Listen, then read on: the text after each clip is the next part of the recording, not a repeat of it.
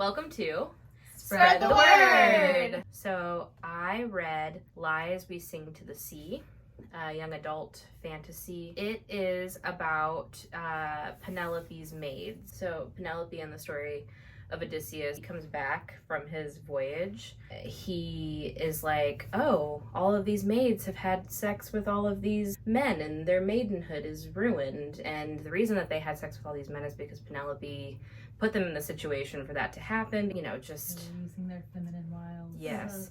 To keep them all alive. Mm-hmm. Yes, and Odysseus was not there. Yes. Yeah, the currency they had, they used it. Yeah. Mm-hmm. Because of that, he had them hanged on the beach, and so their bodies were cut down and they went into the sea to Poseidon. I conveniently forgot about that part. We read the Odyssey in school. I don't remember that part being dwelled upon. Because Odysseus is painted to be this hero.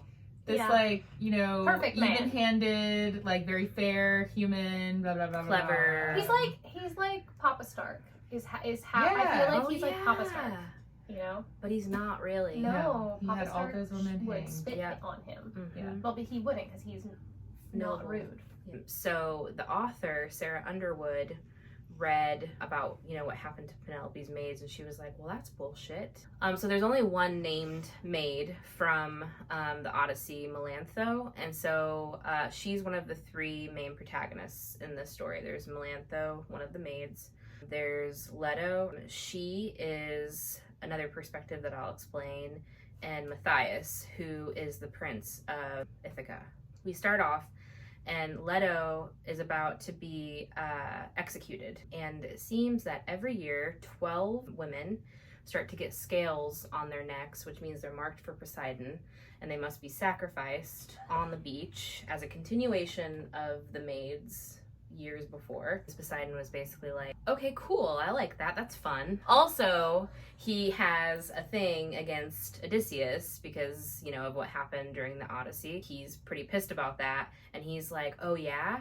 Okay, every year you're going to have to give me 12 of your maidens. If you try to protect them from it, I'm going to just basically destroy all of Ithaca because I have that power. I can just wash it away into the sea. True god form. Yeah. That's what's happening to Leto when we first start the story. Matthias is the prince, and he's the one that has to give the order to kill these 12 women. He's very torn up about it, and he makes eye contact with her, and all of the maids look terrified and scared, but she's the only one that's like looking at him with like hatred. He is upset about it, but has to give the order because if he doesn't, he knows what could happen, and he's the prince, so he has to keep, you know, the rest of Ithaca safe.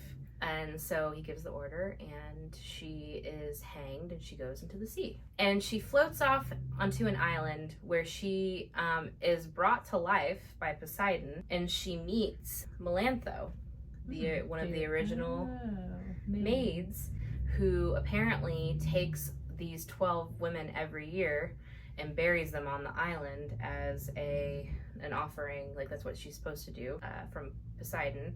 And there's something going on that Leto has been chosen to take over from Melantho in that task. That's why she was brought back to life. That's why she's brought back to life. So this curse could be broken. So Melantho's like, oh, we could break the curse, but we have to do this thing. And that thing is they have to go and kill the prince. And then you feel sympathetic toward him. Ooh. Yeah. So it's a lot. Yeah. So that's the story. Turbulent. Yeah. So this was the thing I was really trying not to tell you guys last night. yeah. I'm excited. So I was like, I went to on my Goodreads to put it as currently reading, and I was like, you know, this is pretty good. This is very good writing for a 23-year-old first book. It's great. She's 23. Yes. 23. Yeah. It's very good. You know, she still has a lot of growing to do, but it's very good. I looked at it and I was like, there's not like the rating's only like a 3. Oh, it was low. Yeah. And I was like, and I trust Goodreads actually with the ratings. And I look in the comments and all these people are like, she didn't even read the Odyssey. She said in an early interview that she's never read the Odyssey. So all of these people were like, what the hell rated it. Based on that, that's what they were rating it on? Yes.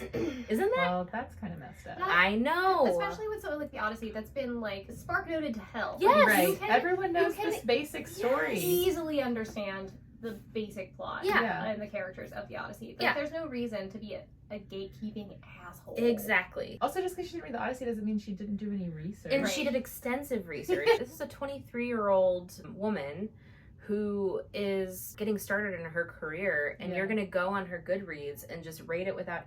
You didn't even read the book. How hypocritical is that? Right. Yeah. Right. Yeah. Right. Like, what? Sarah Underwood, we're on your side. Yeah. Absolutely. Send us to the comments. I read Thirst for Salt by Madeline Lucas. It is about a relationship between a 24-year-old woman and a 42-year-old man. They meet in like southern Australia while she's there with her mother for like just a short trip or something in the summer. And he like lives there. They meet on the beach. He calls her shark bait when they first meet. Yeah, much like that. No.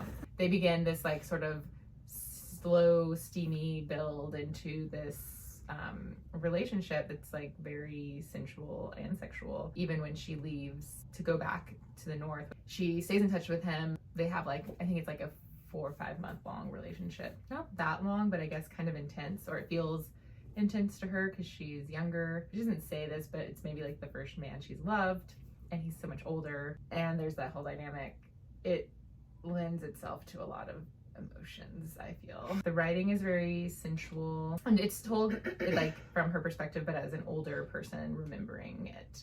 So like it is kind of has this touch of like maturity where she's like, I didn't realize how young I was then, but obviously like looking back on it now, why is a 42-year-old man dating a 24-year-old woman? And it's like a certain type of man that does that, like looking for not something serious, or it's easier to be detached or like to be the one with the more power. And like such good writing, and I did feel all the things. But so this month I read Weyward by Emilia Hart. This is a historical fiction and contemporary novel with the sprinkling, a sousant of fantasy, in that there are witches. Oh, there are witches, yes. So in it we are following 3 different women from a family line, the Weyward line.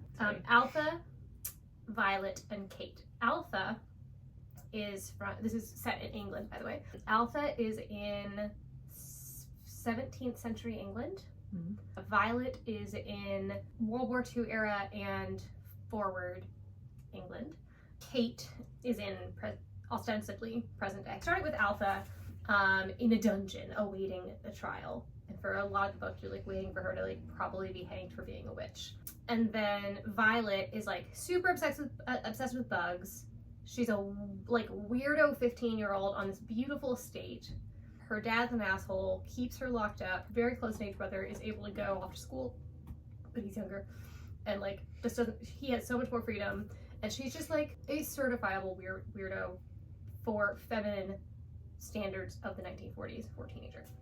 In present day, we have Kate, who is an abused woman who is leaving her terribly abusive relationship in London. She's escaping the country to go to this cottage that she's inherited from her aunt, who her boyfriend doesn't know about, leaving her life behind, going towards this unknown. As the novel progresses, you discover that all these women are related.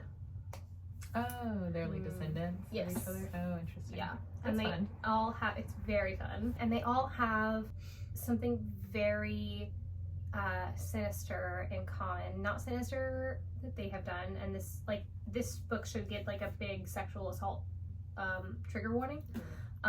They share experience with that. Do you have a favorite perspective? I actually don't. I really like all 3 of them. Nice. I really, really do. They made me think of a joke. Do you guys want to hear it? Yes. Okay. Yeah. Okay. How do you give a lemon an orgasm? How? You tickle its citrus. What?